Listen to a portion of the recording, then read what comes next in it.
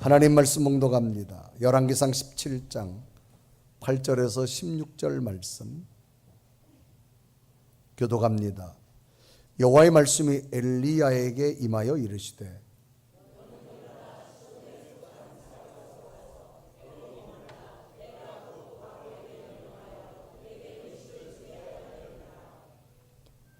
그가 일어나 사르밧으로 가서 성문에 이를 때에 한 과부가 그곳에서 나뭇가지를 줍는지라. 이에 불러 이르되 청하건대 그릇에 물을 조금 가져다가 내가 마시게 하라.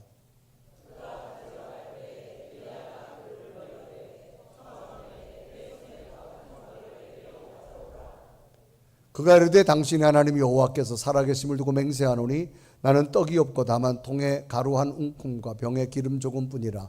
내가 나뭇가지를 둘을 주어다가 나와 내 아들을 위하여 음식을 만들어 먹고 그 후에는 죽으리라.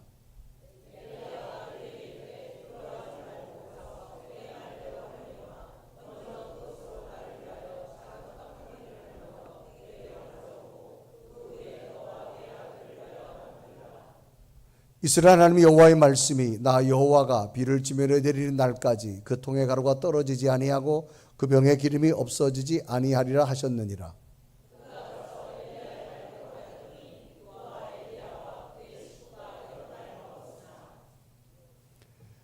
여호와께서 엘리야를 통하신 말씀같이 통에 가루가 떨어지지 아니하고 병에 기름이 없어지지 아니하니라. 아멘. 성경에는 많은 사람들이 등장하는데 그 중에 선지자라고 하는 분들이 있습니다. 이 선지자는 하나님의 뜻을 예언하는 사람들, 하나님의 뜻을 전하는 사람들을 선지자라고 합니다. 그 가운데 선지자 가운데 엘리야라고 하는 선지자가 있습니다. 이 엘리야 선지자가 활동하던 시절에 이스라엘에는 3년 6개월 동안 비가 내리지 않아서 백성들이 큰 고통을 겪게 됩니다. 큰 기근이 왔습니다.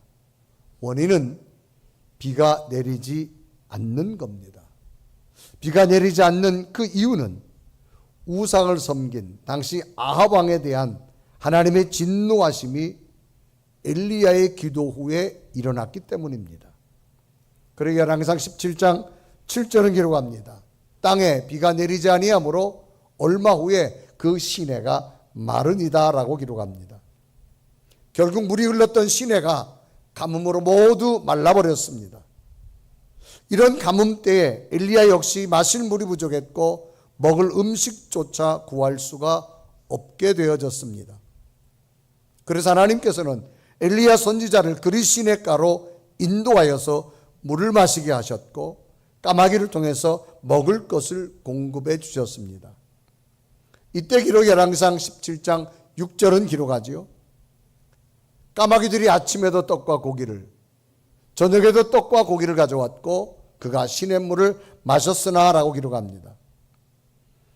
결국은 가뭄이 점점 더 심해져서 그리 시냇물 모두 마르게 되자 이제 하나님께서는 엘리야를 사르밧이라는 동네로 보내게 됩니다. 그리고 거기에서 엘리야는 한 과부를 홀로 살아가는 여인을 만나게 됩니다. 배가 너무 고픈 엘리야가 그 여인에게 먹을 것을 요구하지만 이 여인 역시 먹을 것이라고는 자신의 아들과 겨우 한 끼 해결할 만큼 밀가루와 기름뿐이었습니다.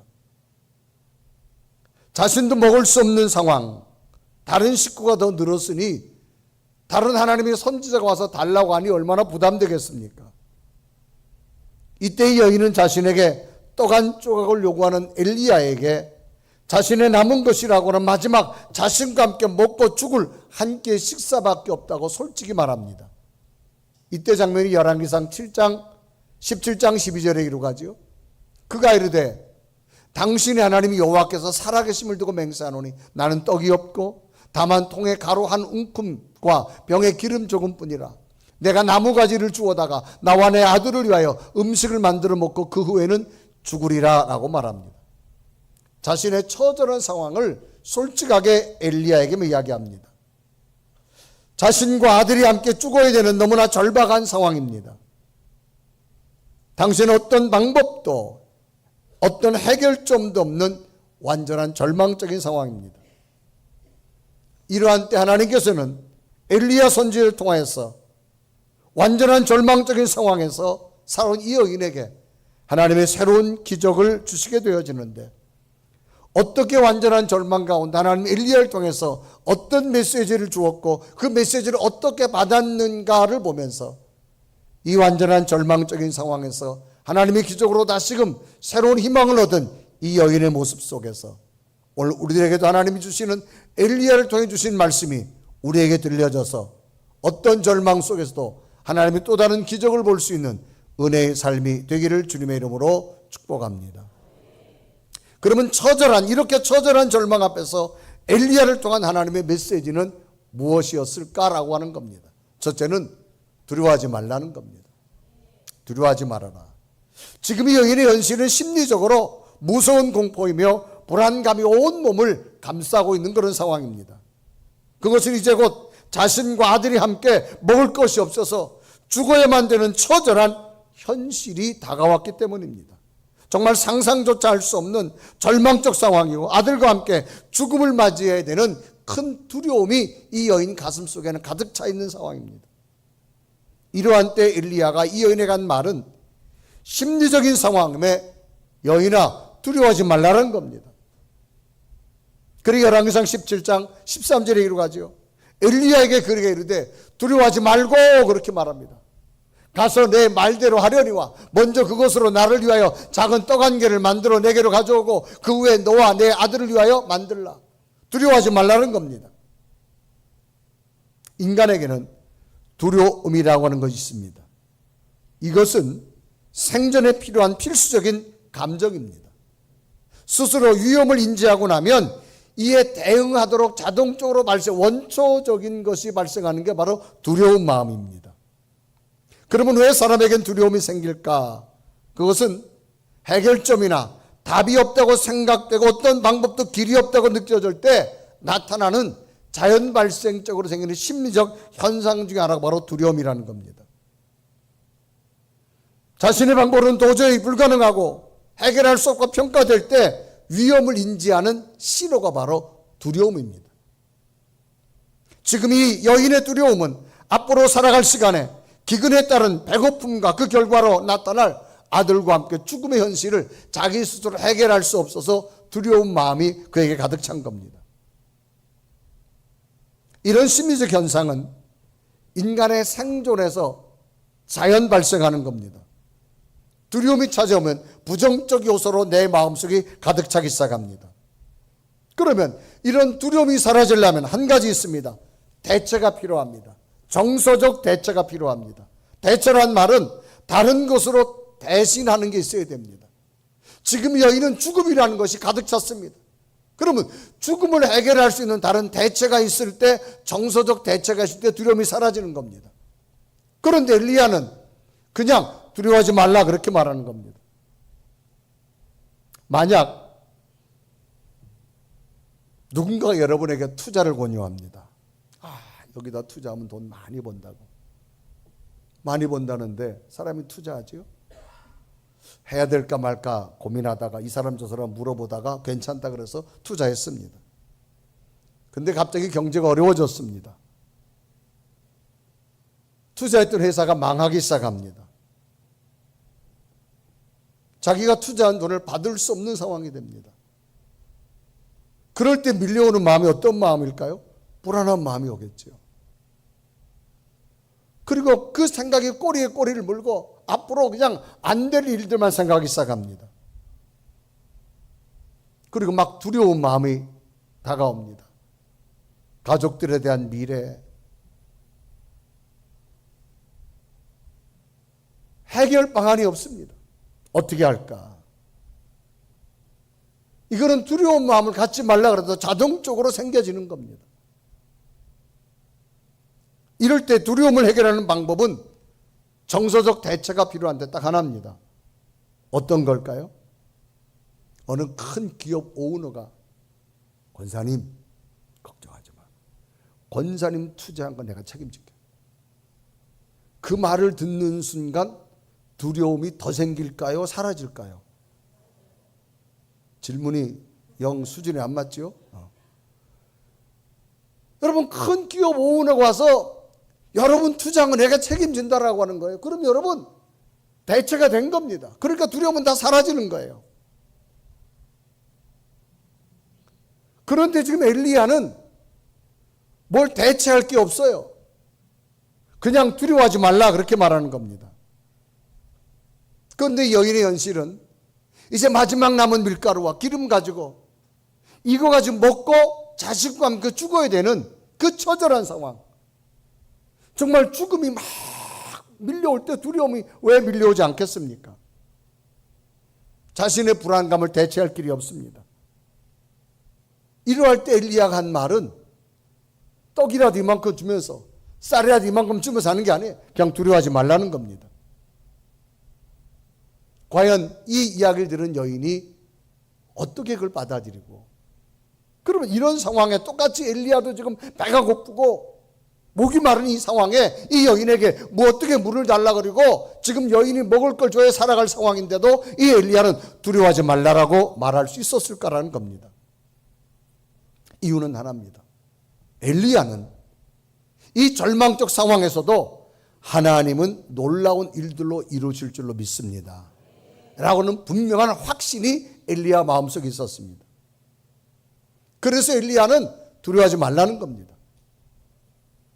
지난 3년 6개월 동안 비가 오지 않은 이유가 있습니다. 당시 아합이라는 왕이 하나님을 떠났습니다. 우상을 섬깁니다. 그래서 하나님이 엘리야를 보냈습니다. 하나님께로 돌아오라고. 왕이 말을 듣지 않습니다. 그래서 끝내는 엘리야가 기도합니다. 하나님, 이 땅에 제 말이 없으면 다시는 비도 내리지 말고 이슬도 내리지 말게 하옵소서. 그렇게 기도합니다. 그리고 열왕기상 17장 1절에 기록하죠. 길르앗에 우구하는 자 중에 디셉 사람 엘리야가 아합에게 말하되 내가 섬기는 이스라엘 하나님 여호와께서 살아계심을 두고 맹세하는 내 말이 없으면 수년 동안 비도 이슬도 있지 아니하리라. 사막은 비가 오지 않습니다. 가장 급한 게 아침에 이슬을 내리는데 사막엔 이슬이 굉장히 흠뻑 내립니다. 그 이슬을 가지고 식물과 짐승들이 급하면 수분을 섭취합니다. 그런데 비도 내리지 않고 이슬도 내리지 않는다는 겁니다. 그런데 놀랍게도 이 엘리야의 기도대로 하나님이 함께 하셨어요. 이런 능력을 경험한 엘리야입니다. 지금 여인을 찾아왔습니다. 여인이 먹을 것이 없습니다. 죽음을 기다립니다. 그런데 엘리야 마음속에 어떤 마음이 들었느냐? 하나님이 영감을 줍니다. 두려워하지 말라고 선포해라. 그래서 지금 엘리야는 두려워하지 말라는 겁니다. 왜? 하나님께서 자기를 통해 이루신 놀라운 일은 이 절망 속에도 하나님은 이루어 주실 줄로 믿습니다. 그러면서 이 엘리야의 말이 얼마나 강한지 나는 하나님의 살아계심을 두고 분명히 믿는다고 말합니다. 그리고 열왕기상 17장 1절에 이루가죠. 이스라엘의 하나님이 여호와께서 살아계심을 두고 맹세하노니 내 말이 없으면 수년 동안 비도 이슬도 있지 아니하리라. 살아계신 하나님이라고 고백합니다. 맹세한 말을 합니다. 일종한 약속, 목표 꼭 실현해서 이루는 걸 맹세라고 말합니다. 하나님께서 이 절망적 상황에서도 하나님은 놀라운 기적으로 또 다른 방법으로 우리가 예측할 수 없는 일들로 이루어 주실 겁니다. 그러므로 여인이여 두려워하지 마시기 바랍니다. 신앙의 가장 큰 능력은 뭡니까? 내 속에 있는 믿음의 고백입니다. 지금까지 나와 함께 일하신 하나님, 오늘의 상황에도 일할 것이고 미래도 나를 선한 길로 인도할 줄로 믿습니다. 이런 고백이, 믿음의 고백이 필요한 겁니다. 이런 분명한 믿음의 고백의 체험이 있으면 어떤 상황이 와도 두려워하지 않습니다. 그래서 이걸 경험했던 엘리야는 지금 죽음을 기다리는 여인에게 말합니다. 지금 마실 물이 없고 먹을 것이 없어도 두려워하지 말아라. 왜? 하나님은 나를 이곳에 보낸 이유가 있을 거다. 그러므로 하나님께서는 또 이 절망 속에도 새로운 길을 주실 줄로 믿습니다. 그래서 엘리야는 지금 두려워하지 말라고 말합니다. 그리고 열왕기상 17장 13절에 말하죠. 엘리야가 그에게 이르되 두려워하지 말고 라고 말합니다. 오늘 살아가 우리에게 어떤 말씀이 필요할까요? 우리에게도 다 두려움이 있겠지요. 그러나 여러분 2025년 6월 둘째 주까지 살아오시면서 지금까지 여러분 눈물과 좌절과 절망 가운데 기도할 때마다 응답하셨던 하나님을 믿는다면 오늘 여러분 어떤 상황이 와도 두려워하지 마십시오. 그 하나님은 여러분과 함께 하실 줄로 믿습니다. 여러분 지나온 삶을 가만히 되돌아보세요. 절망의 순간에 얼마나 맞았어요. 그럴 때마다 하나님 기도했잖아요. 인생의 고비고비 다 넘기며 왔잖아요. 그러면 앞으로도 여러분 어떤 문제가 없다 할지라도 두려워하지 마십시오. 지금까지 인도하신 하나님은 여러분 앞길에 새로운 길을 주실 줄로 믿습니다. 그래서 엘리야는 두려워하지 말라. 그리고 두 번째 엘리야의 선포가 뭡니까? 영적 순서를 따르라는 겁니다. 엘리야는 두려워하지 말라고 말한 후에 여인에게 순서를 일러주는데 떡을 만든 다음에 먹는 순서를 이야기합니다. 자, 떡을 만들고 배고픈데 아들 네가 먼저 먹지 말고 나에게 먼저 주라고 말합니다.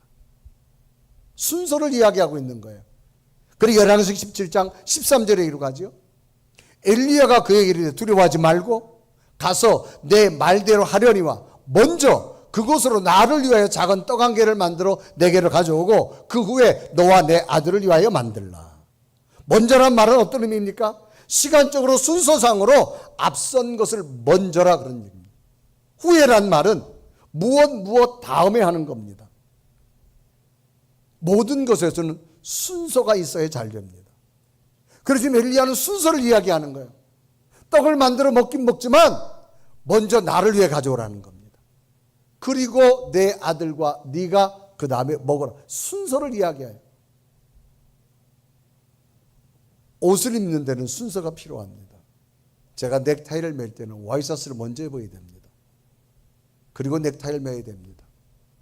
근데 순서가 거꾸로 돼서 자켓을 먼저 입고 넥타이를 먼저 매고 와이셔츠 입는다면 아마 이상해질 겁니다. 음식을 만들 때도 순서가 다 있습니다. 김치찌개를 만들어도 순서가 있잖아요. 돼지 김치찌개를 만든다. 그러면 돼지가 아니고 돼지고기 김치찌개입니다. 자, 김치를 먼저 익혀야 돼요? 고기를 먼저 익혀야 돼요? 밥들 안 해 먹어요? 에? 자, 고기를 더 많이 삶아야 돼요? 김치를 더 많이 삶아야 돼요? 김치는 오래 삶으면 풀어져. 식감이 달라, 식감이. 그러니까 그 순서가 있잖아, 순서. 고기에 맞춰서 이렇게, 그렇지, 적당하게 그 순서에 맞춰서 이렇게 잘 넣어야 돼. 전혀 음식 안 해 먹고 사는 사람들처럼. 이것도 순서가 틀어지면 안 되거든요. 그러니까 음식 하나도 맛을 내려면 이 순서에. 그래서 여러분 맛집 가면 그 순서, 레시피에 순서가 있잖아요. 그 순서에 맞춰 잘 될 때 맛을 내는 것. 건축할 때도 순서가 있어요, 여러분. 인테리어 먼저 하면 안 돼요.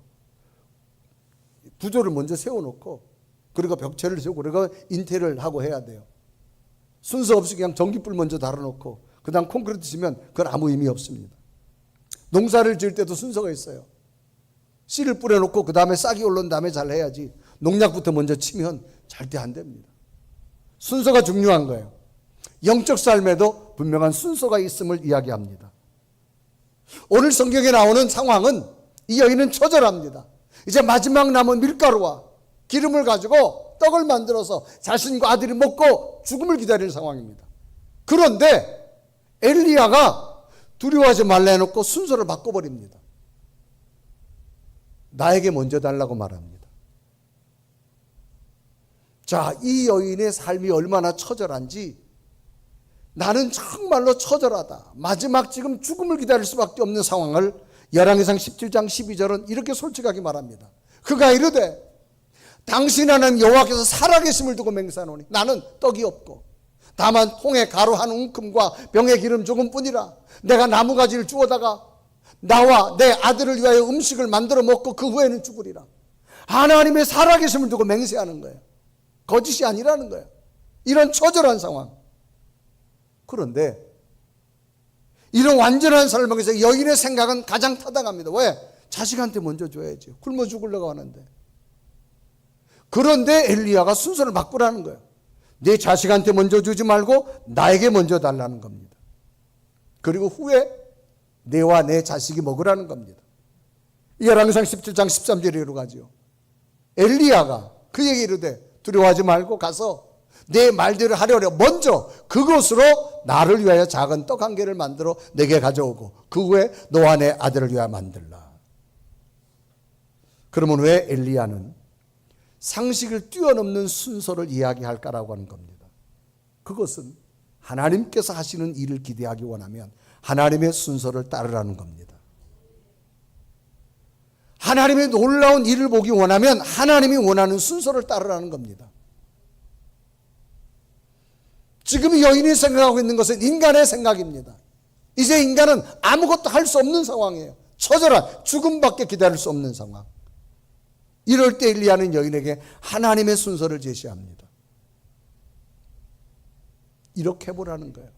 네 생각 내려놓고 먼저 후에 분명히 순서를 다시 바꿔줍니다.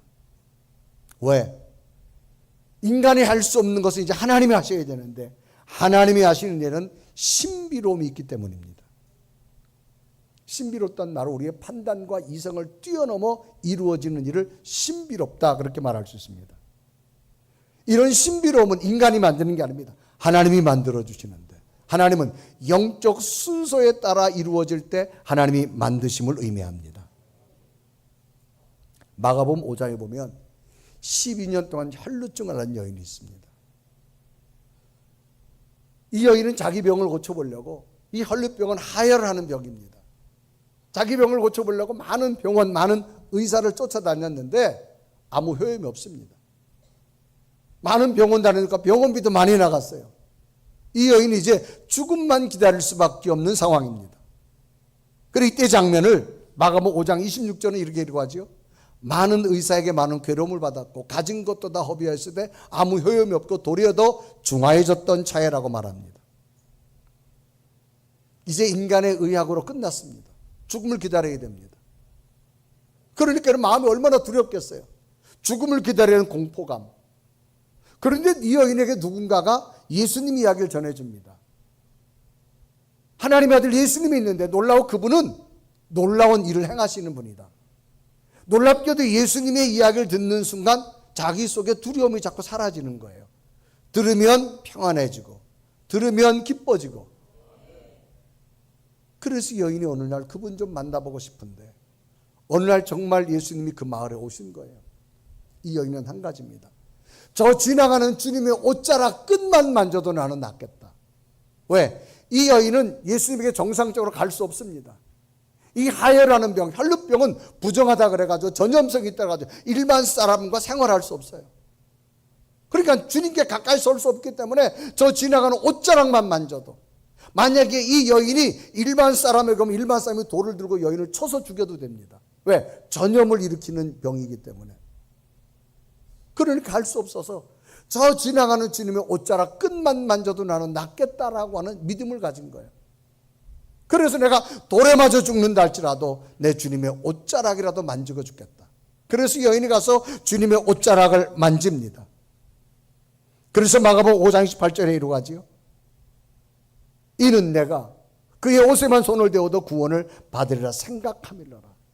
여러분, 신앙은요 가장 첫째는 생각이 바뀌어져야 돼요. 그래서 여인이 정말로 가서 주님의 옷자락을 만집니다. 그런데 어떤 일이 생기느냐? 본인 스스로가 지금 여기까지 달려오면서 막 하혈이 되는 걸 느꼈는데 옷에 손을 대는 순간 하혈이 멈춘 걸 본인이 느끼기 시작합니다. 그리고 5장 29절에 이루어가죠. 이에 그의 혈류근이 곧 마름에 병이 나은 줄 몸에 깨달으니라. 자기 스스로가 느끼게 된 거예요. 여러분, 하나님의 세계는 이렇게 신비로움이 있습니다. 오늘 여러분 어떤 질병으로 왔다 할지라도 하나님 말씀을 듣다가 기도하다가 치료되는 걸 좀 느끼는 여러분 됐으면 좋겠습니다. 그래서 이 여인이 고쳐지고 난 다음에 주님께서 한 말입니다. 여인아, 네가 고쳐진 건 아니다. 내 속에 있는 믿음, 나에게 달려온 믿음 때문에 고쳐졌다. 그래 마가복음 5장 34절에 말합니다. 예수께서 이르시되 딸아, 내 믿음이 너를 구원하였으니 평안히 가라. 내 병에서 놓여 곤장할지어다. 어떤 것도 아니라는 거예요.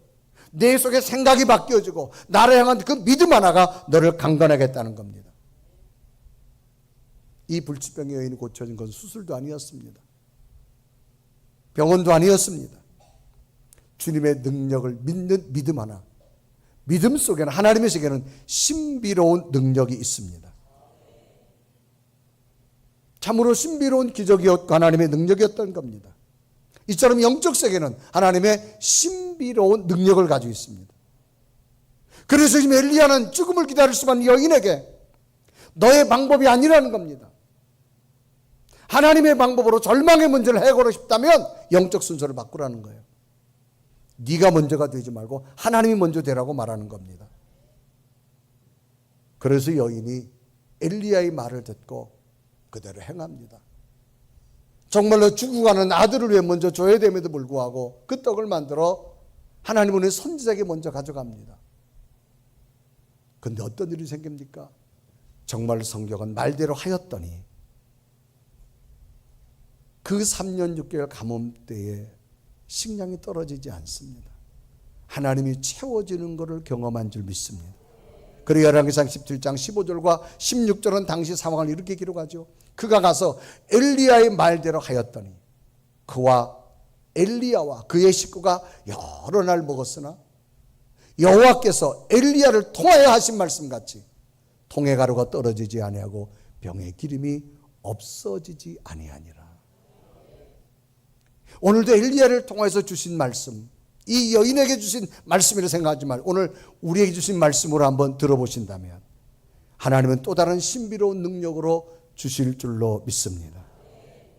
순서가 바뀌어지라는 거예요.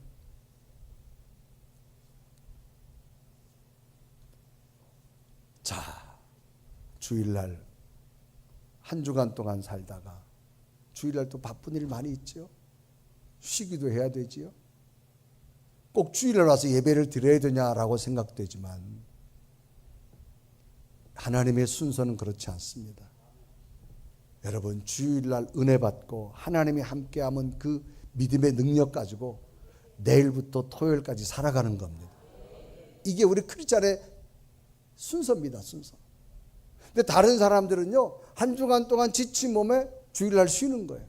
빨간 날 쉬는 거예요. 여러분, 우리는 달라요. 주일날 하나님 주신 그 에너지 가지고 월요일부터 토요일까지 살아가게 될 줄 믿습니다. 이게 순서예요. 순서가 다른 거예요. 그러면 하나님이 하시는 놀라운 일을 보게 될 겁니다.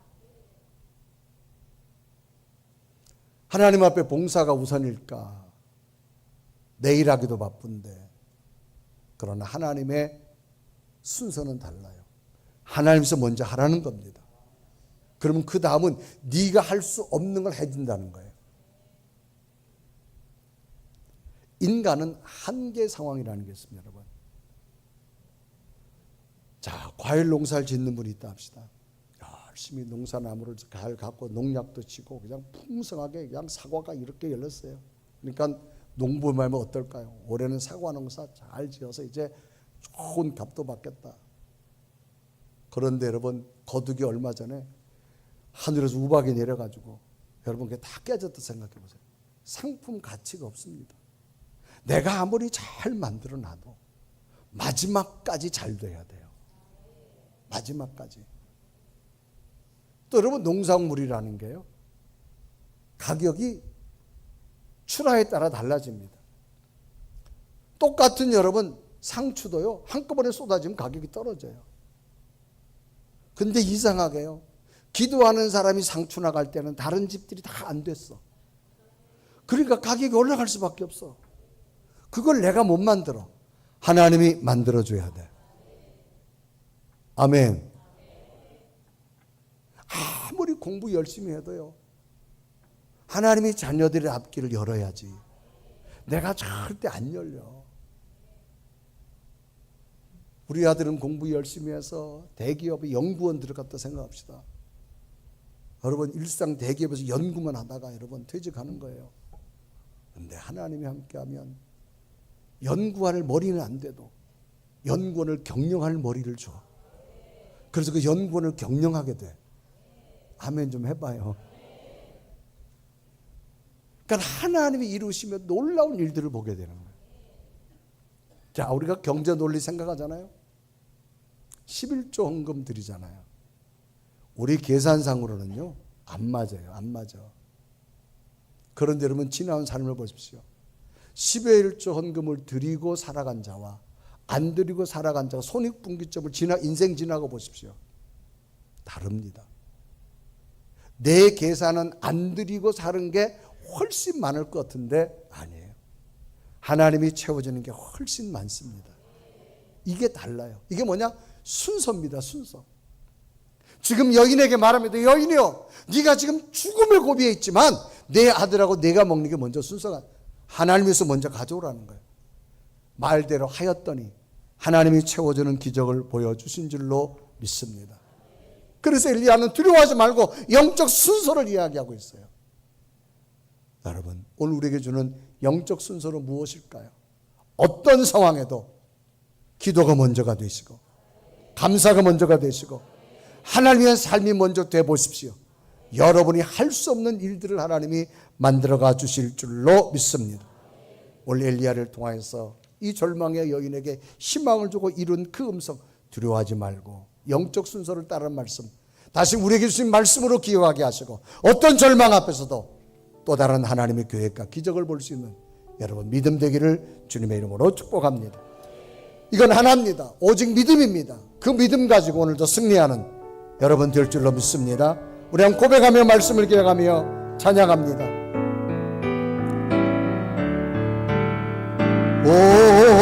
오직 믿음, 오직 믿음, 만사 형통하리. 오직 믿음, 오직 믿음, 오직 믿음, 만사 형통하리. 오직 두려워 말라, 두려워 말라. 어리 양이여 땅과 하늘의 권세 잡으니 널 찾아내어 안보하시니 죽음에서 생명의 이르리라.